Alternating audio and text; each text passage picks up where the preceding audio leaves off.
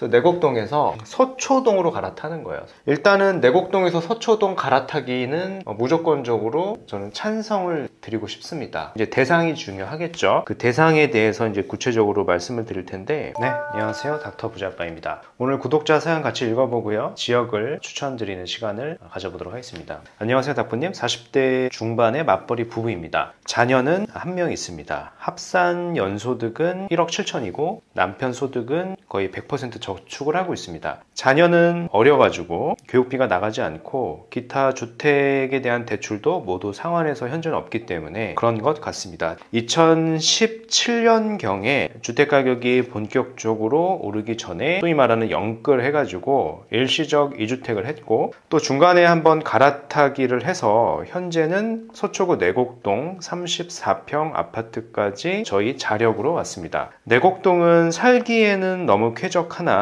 강남권임에도 불구하고 주택 가격이 상대적으로 저렴하고 상승률도 낮은 편에다가 이제 앞으로 자녀가 크면은 자녀 학군도 조금 걸려서 저희 부부의 계획은 여기를 매도하고 급지를 상향하고 싶습니다. 현재 검토 중인 단지는 서초 신동아 1차라는 곳이고요. 내곡동 아파트를 지금 매도를 하면은 월세로 거주를 해야 되니까 보증금 한 1억에서 2억 월세로 이동 후 한 15억 정도는 현금성 자산을 만들 수 있어서 현재 보고 있는 평형대는 한 25평 입주권을 검토할 수 있을 것 같습니다. 괜찮은 대안이 될지 고견 부탁드립니다 라고 이렇게 사연을 주셨고요. 제가 정리를 해가지고 말씀을 구체적으로 좀 들려드리도록 하겠습니다. 일단 질문은 이거예요. 이제 상급지 갈아타기에 대한 질문인데, 지역이 어디냐라고 하면은요, 현재 이제 내곡동 아파트는 제가 어떤 아파트인지는 알고 있으나 구체적으로 기술은 하지 않겠습니다. 그래서 내곡동에서 서초동으로 갈아타는 거예요. 서초동. 일단은 내곡동에서 서초동 갈아타기는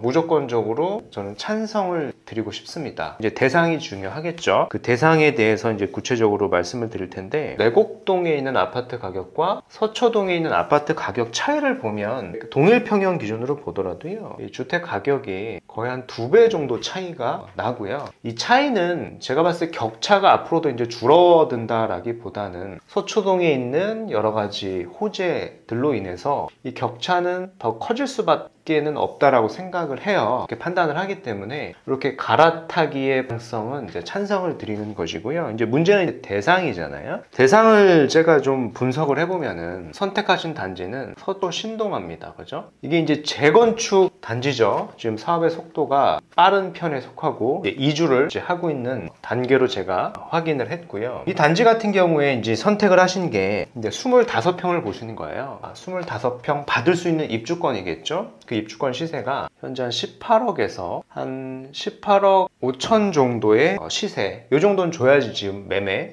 체결이 가능할 것 같습니다. 근데 이제 이 가격만 주고 이제 매수를 하는 건 아니고요. 추가 분담금이 나올 텐데 계산을 좀 해보면은 한 2.5억 정도 예상이 됩니다. 이 추분은 사실은 내려가는 것보다는 건축비의 인상으로 인해서 더 올라갈 좀 가능성이 저는 있어 보여요. 그래서 총 매수가를 좀 계산을 해보면은 한 21억 정도에 이제 매수를 하는 건데, 여기에 우리는 취득세도 있고요. 지금 얘를 매수하면 별도로 이제 월세로 또 거주를 해야 되니까 거주 비용 또한 이제 별도로 발생을 하니까 얘가 입주하려면 시간이 필요하잖아요. 그래서 계산을 해보면 거의 한 22억 정도의 취득을 하게 되는 효과가 있는 것 같습니다. 이 금액 또한 좀 올라갈 수도 있을 것 같고요. 그래서 25평은 현재 이런 상황이고, 이제 33평을 보면 현재 매매가가 한 23억대 정도 내외 정도로 형성이 되어 있는데, 여기 이제 추분을 계산을 해보면 한 4억 정도까지도 예상이 됩니다. 그럼 총 매수가를 계산해보면 한 27억 정도의 취득을 하게 되는 거죠. 여기에 마찬가지로 취득세나 거주 비용이 나오게 됩니다. 플러스 알파로 취득을 하게 되는 거예요. 그래서 제가 이제 판단하기로는 우리가 이제 시세를 평가할 때, 물론 이 아파트가 신축의 아파트가 되는 거니까 시세가 더 오를 가능성은 충분히 존재를 하는데, 우리가 투자를 할 적에 주변 단지의 시세도 좀 우리가 체크는 해봐야 되거든요. 근데 바로 옆에 보면은 서초 그랑자리가 있지 않습니까? 25평 신축 아파트 시세가 최근에 실거래가 되는 게 한